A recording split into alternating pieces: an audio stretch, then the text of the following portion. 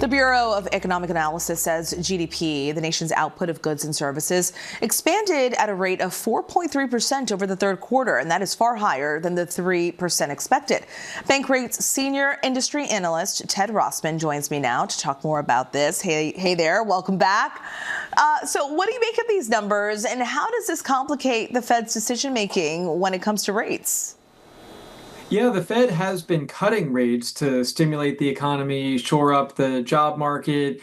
When you look at the past 2 quarters, though, this may not be an economy that needs all that much stimulus because after a decline in the first quarter, GDP grew a robust 3.8% in the second quarter, 4.3% in the third quarter. So this is actually a pretty hot economy right now.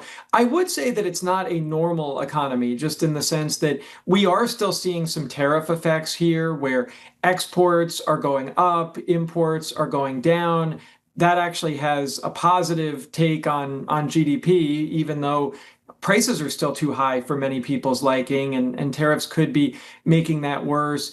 We also have a very unequal economy. We have the rich getting richer, the poor getting poorer. Consumer sentiment is in the dumps, but a lot of these economic statistics actually paint a much more favorable picture.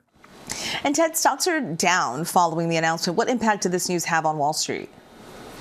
This may be one of those good news is bad news things, at least for investors who are hoping for lower rates. We know the president wants lower rates. Some of that is his past as a real estate developer. Some of it is to lower the government borrowing costs. Investors love lower rates because it stimulates the stock market.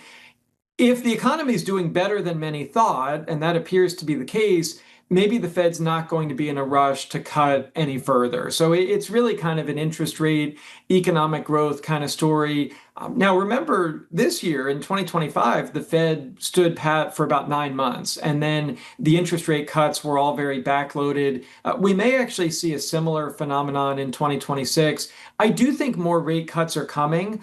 Also, the president gets to appoint a new Fed chair by the spring. That person's probably going to push for lower rates. But at least in the next few months, the Fed may be holding the status quo. And even though we're seeing a positive GDP report, consumer confidence is falling. So it's now at its lowest level since President Trump rolled out the tariffs in April. Does that seem like a contradiction to you, or is that something that you expected? It's been a year of economic contradictions. Some of that, though, is the rich get richer, the poor get poorer. The top 10% of earners are accounting for 50% of all spending, according to Moody's. That's one of the ways that we can square this issue, which is that, yes, a lot of people are cutting back, and yet the overall numbers are growing because upper income households are the ones spending the most on holiday gifts and travel and dining and other things. There's also the idea that some people are spending more because they have to, not really because they want to. Just everything costs more, as we know, whether that's the holidays or groceries or cars or medical care or so many things. So yes, it's good that the economy is growing more than we thought. Inflation is also above the Fed's target, and it's that cumulative inflation that's really hurting consumer sentiment. People feel that even if they're working and even if they get a raise, if it's just going towards higher prices, are we really getting ahead? It's affordability issues that are top of mind. Really good info. Ted Rossman from Bankrate. Thanks, Ted.